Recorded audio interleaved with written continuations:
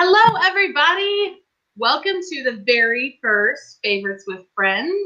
I am here with my friend Niki Hardy, and we are so excited to talk to you tonight, to talk to each other, to talk to you about the royal wedding. So I hope that you are ready to get all the best information because she just told me before we went live that she's not an official commentator, but she is the closest thing that I have to an expert. And so I'm just going to defer to her and all of her royal wedding knowledge.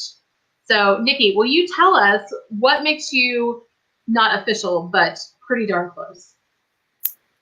Well, I'm not official insofar as I am a royal biographer. I am not a royal commentator from the BBC. I am just a Brit in the USA who's a big royal fan and will be up in my pajamas watching on Saturday morning. So I've read up on lots and lots of all the exciting details. Perfect. Well, thank you so much for doing this. Now, you are on the East Coast, so does that mean you only have to be up at 6:30? Is that how? Yes, I think it depends. Yeah, it depends. The actual wedding starts at 12 noon GMT, Greenwich Mean Time, so UK time. And so that's 7 a.m. East Coast time.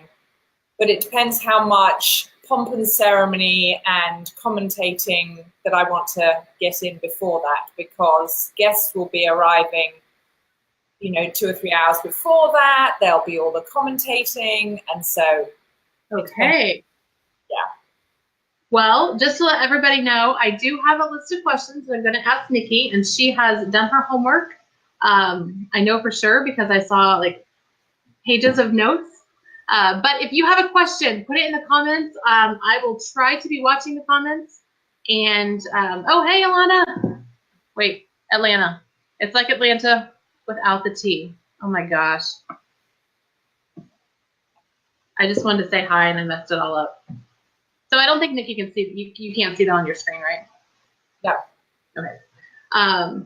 All right. So first question. Give us just the basics, just in case people aren't aware. So it'll be beginning at 7 a.m. Eastern time, but there will be stuff beforehand, right?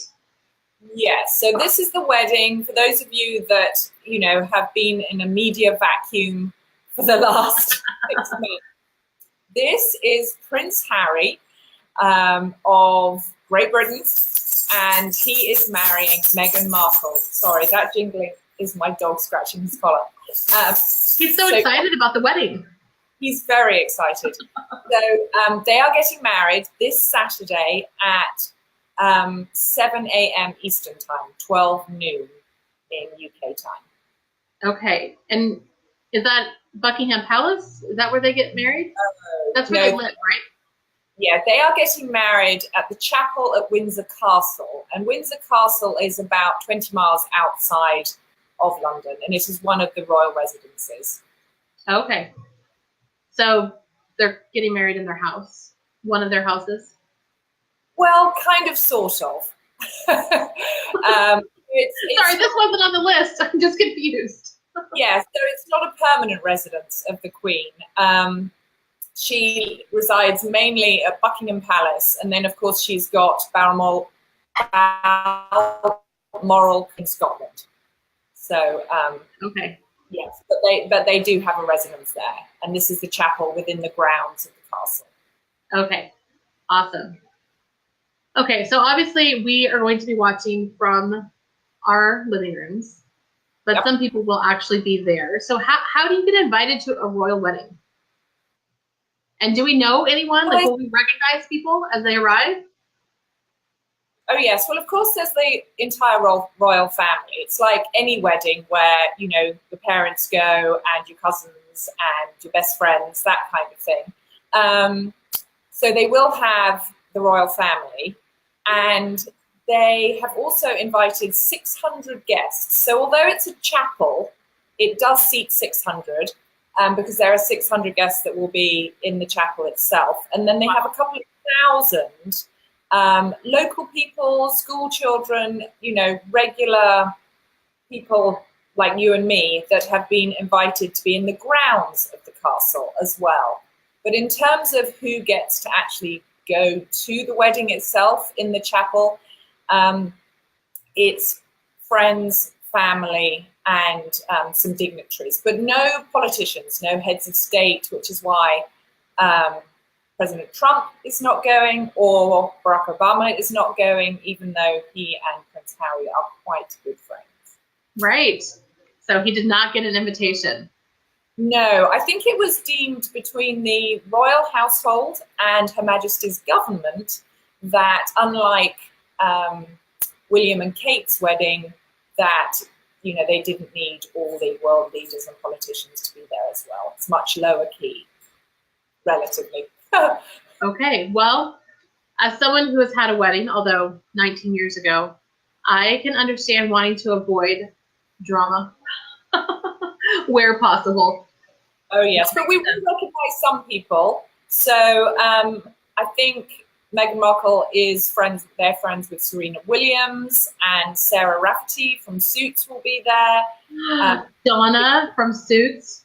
Yes. Oh my gosh, I can't wait to see what she wears. Donna is my favorite character, maybe on all the shows that I watch.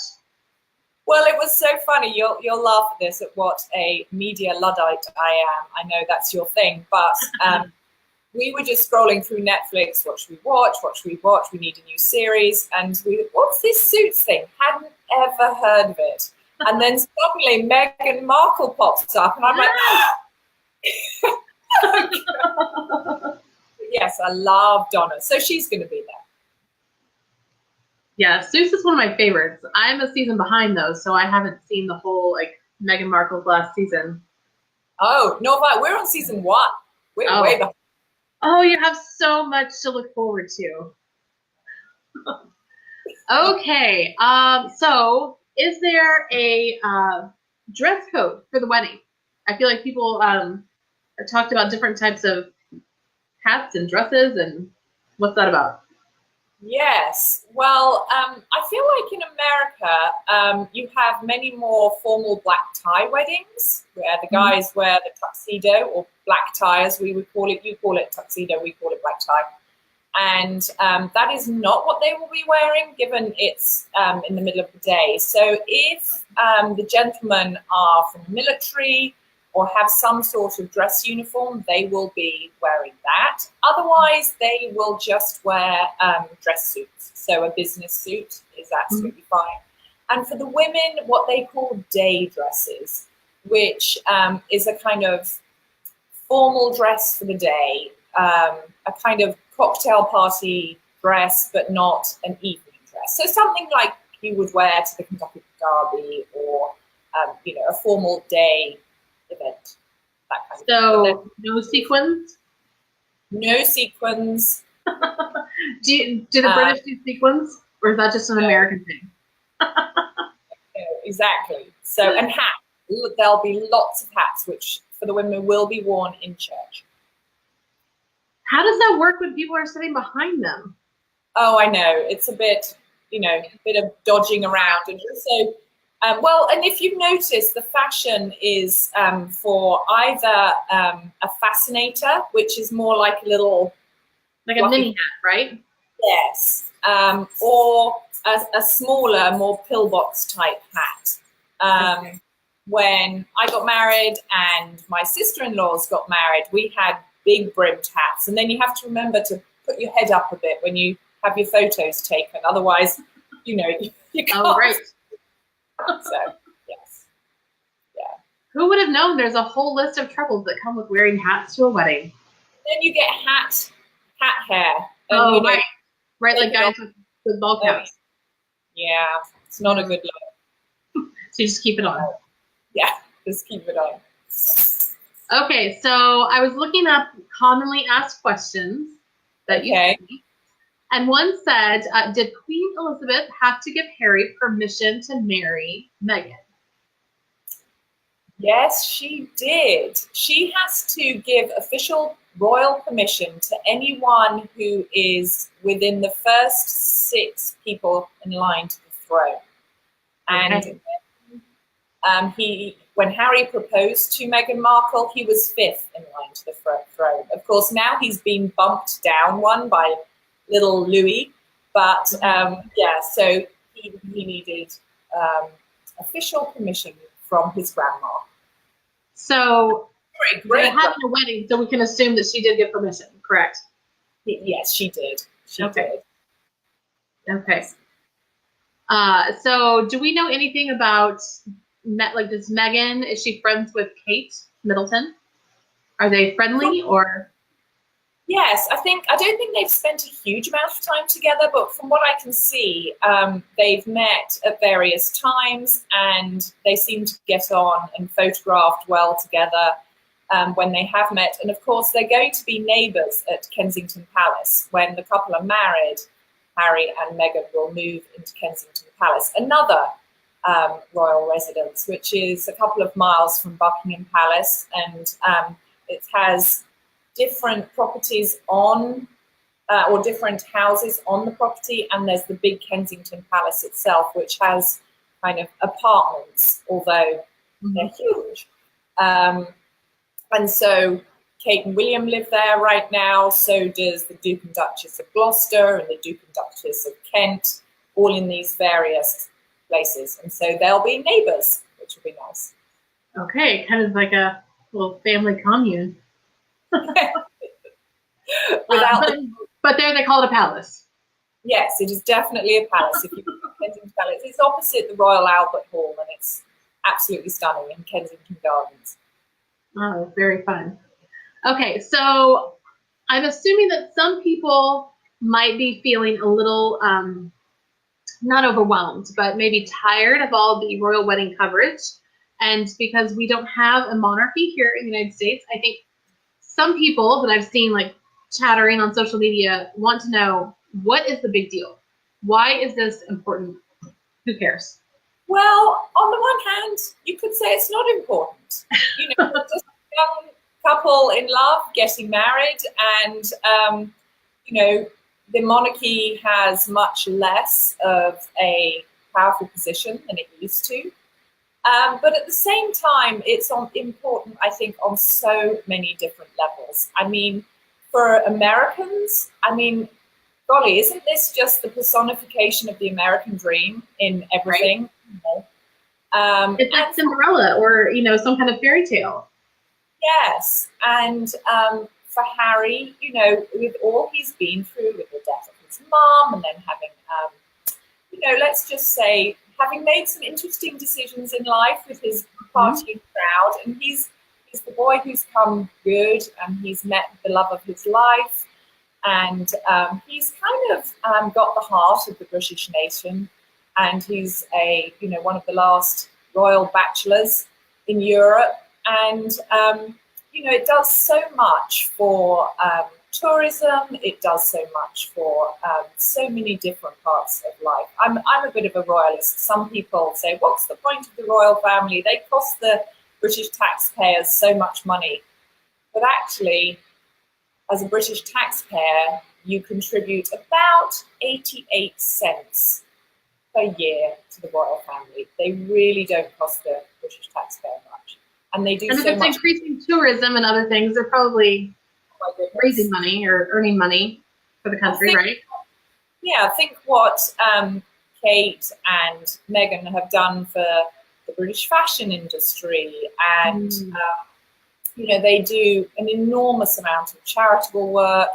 Right. The royal family take on about 3,000 professional engagements every year and do it for huge amounts for good causes. So, an international trade and all sorts. Okay. I actually am reading a novel right now. It's just a fictional, it's not anything real, but it's about a blogger who is anti-royal, and she lives in a make-believe country, but it's basically, like Great Britain. And she gets invited to live at the palace because the royal family is hoping that she will overcome her bias against them and actually give them some good press. How interesting. And so they talk about some of those same things. So even though it's like, totally make-believe story, they talk about the tourism and the charities and all that. So yeah, interesting. Oh, I just lost my list of questions. Okay, well, here it is. Okay, so obviously this wedding is not like my wedding. It's not? I'm just guessing that it is. I mean, I feel like had social media been around in 1999, that we would have had 24/7 coverage worldwide of Mary and Mark's upcoming nuptials. I'm sure. And you arrived in a horse-drawn carriage. Of course I did. Of course I did. It looked like a Saturn, a navy blue Saturn sedan, but it was really a carriage. Okay, so did Harry and Meghan, or will they this week, are they doing any of the traditional things? Like, do they have bridesmaids and groomsmen? Will they have a bachelor and bachelorette party? Do they have a cake, like a normal cake, or is it a 10-foot tall monster, frosting monster? What is it? They are doing all the things. All the things, okay. I think Meghan didn't, she might have called it a bachelorette party and any of her American friends, but in England we call it a hen party. Okay. And rumor has it that they went to the Soho farmhouse, which is a kind of spa retreat in the country linked to the Soho Club, a very exclusive club in London. So she did a spa-themed day with some of her friends. And although I couldn't find any information about what Harry was up to for what we would call his stag party, I did find that William was quoted as looking forward to exacting revenge on his brother after Harry organised William's stag night. So they don't do it anymore. They used to, but people don't do it the night before the wedding anymore. I don't think people do that here anymore, do they? I think it's a good idea to not do it the night before your wedding. Yes, it is prudent and wise. As for a cake, the normal wedding cake in England is a thick fruit cake, which we would then cover in what we call marzipan, the almond paste, and then royal icing, and it would be all smooth and thin. But I think they have opted for an elderflower cake with buttercream icing, something quite different. Interesting. Yeah, so they're doing that. That's quite different. And bridesmaids, they are definitely having bridesmaids, but Meghan has decided that she can't choose between all her best friends, so she is not having a maid of honor. Okay. But as for little bridesmaids, of course, we're going to have George and Charlotte, Princess George and Princess George. Yeah, so cute. Lovely, but Louis is only going to be a few weeks old, so right. He's not doing the page boy thing.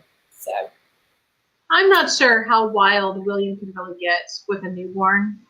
He might be too tired to really live it up. Maybe.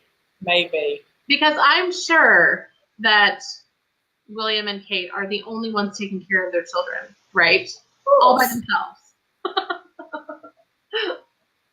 I know they have their full-time nanny, who looks very serious when you look at pictures of her. Well, I might need that kind of nanny at my house. I know. Okay, so she's not having a maid of honor. How many bridesmaids will she have? Do you know? I think. And do we know any of them? Well, you will know one of them, or the sister of one of them. So one of them is a cousin of,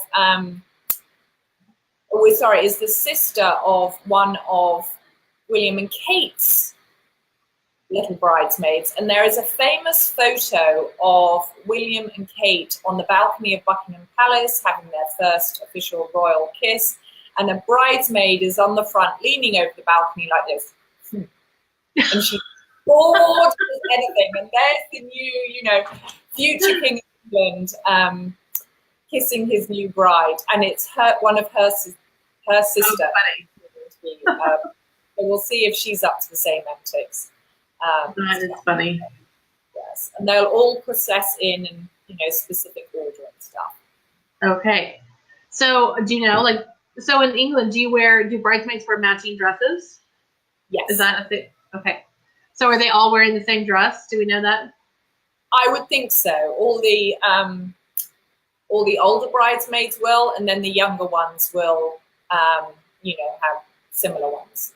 Yes. Okay. Same color. I might just have to let my lovely dog out. Hold on. Sure. Yes.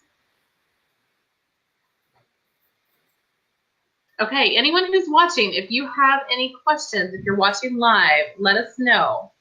And we will try to answer. Okay. Oh, who made? Is Meghan's dress like a fancy designer? Like, who are you wearing, Meghan? I'm assuming it is, but this is one of the best kept secrets of the royal wedding. Oh. Kate and for Diana and for Fergie, who is Prince Andrew's now ex-wife. But so the big thing is, and there's always a race to reproduce it. It's quite exciting. So everyone tries to get the first glimpse, and within seconds, people are sketching and things. So it's a big, big secret and terribly exciting. But that is fun. there are rumours throughout the UK and the fashion industry and stuff, and so nobody knows for sure. But there's quite good odds on Ralph and Russo, who's the designer who made the dress or the outfit that she wore for her official engagement pictures. Okay. And I think they're quite well known for doing quite extravagant dresses. So we shall see. So Beyonce, Angelina Jolie, those kind of ladies have worn his stuff. So I'm interested to see. I love that they keep it a secret because very little is kept secret. So I love that. That's awesome. Okay, I just have a couple other questions, and then we can wrap it up. But I'm wondering. Oh nope, I almost was fun. So what will Meghan's official title be? Will she be a princess? She won't be a princess. Prince Harry is obviously a prince right now, but once they get married, his title will change. And at the moment, we don't know what it is, but they're talking about them being the Duke and Duchess of Sussex, because those titles have not been within the royal family for 100 years or so. But in terms of her last name, or the name, that will appear on her driver's license, for example, or her passport, it will be Rachel Meghan Mountbatten Windsor. And of course, the royal family changed their name to Windsor during the First World War because it was a very Germanic name, and there was so much anti-German feeling during World War I, obviously. Right. And so in Windsor, they are now the House of Windsor as opposed to Interesting. So they just get to decide, like, I think it sounds great. I'll be the Duke of Sussex. Yes, they do. Yes. I'm not quite sure how it's decided or who decides it, but yes. Interesting. Huh. Okay, and this is not on our list, but because Kate Middleton is not a princess either, right? She's a duchess? She's a duchess, yes. Okay. I think they're the Duke and Duchess of Cambridge. Okay. It's all very confusing. Is it confusing to you, or is this something that you've just grown up learning and knowing? Oh, we come out of the womb knowing this. I thought so. What's even more confusing is who outranks who. If you're a Downton Abbey fan or The Crown, there's dukes and duchesses, and then there's earls, and I think a duke will outrank an earl, and then there's lords and ladies, but you can be made a lord and sit in the House of Lords as opposed to the House of Parliament, which is within our government. And so, yes, it's all quite confusing. But then I'm still trying to wrap my house around the different House of Representatives, Congress, you know, who does what here. So, right. Yes. So we all have our confusing stuff. We do. We do. Okay, well, I think we better wrap it up. I can't even see a clock on this thing. That is maybe dangerous. But I know we've been talking for quite a while. I will put in the notes of this when it posts on Facebook. Or I know it's already on Facebook, but I'll put in the notes how people can watch on Saturday. I have posted it. Oh, I sent it out in my newsletter. I know that you can watch on various channels at various times. This is the one time in my life I wish I had HBO, because Will Ferrell and Molly Shannon will be commentators on HBO, but not as themselves, as some characters. I don't know. But I hope that some of that ends up on YouTube, because I'm sure it will be hysterical. There's part of me that thinks that's absolutely brilliant, and there's part of me that thinks, what? That's a mockery. And part of me is like, that's brilliant. So I'll put that in the notes. And then before we go, Niki, tell us where we can find you online. Okay, so when I'm not a royal commentator, Yeah. I'm a writer and speaker, and I love to meet people where they're at when life's not fair and people are going through a rough time. And so you can find me over more on my blog, which is nikihardy.com, and you can find me on Facebook. That's Niki Hardy Author, and over on Instagram. So come and find me. There's all sorts of good stuff. Definitely go look her up, and you will, if you click over to her blog, you will probably read more than one post, because she is so encouraging but also so real. That's what I love about the way that you write, Niki, but also just who you are. And my people know that I have a heart for choose joy even when life hurts, and I love the way that you write about that and encourage readers. And I hope that lots of people go see it, go read you, and stay tuned, because Niki's working on her first book right now. Will that be out 2019? Summer of 2019. My manuscript's due in a couple of months. Oh my goodness, we won't count the days. No. Wonderful. Well, thank you so much for doing this. It was so fun. I look forward to. Oh, there you go. I'm ready. You are ready, and now I feel like we're all ready, because you've given us all the information. I'll post where to watch, and we will all be British by association, at least for a couple hours on Saturday. Fantastic. And I might do some live commentary. So oh, perfect. On your Facebook page? On my Facebook page, yes. Awesome. Okay, well, thank you so much for doing this, and thank you everybody for watching, and whether you're watching now or later, and we will chat with you later. Thanks so much.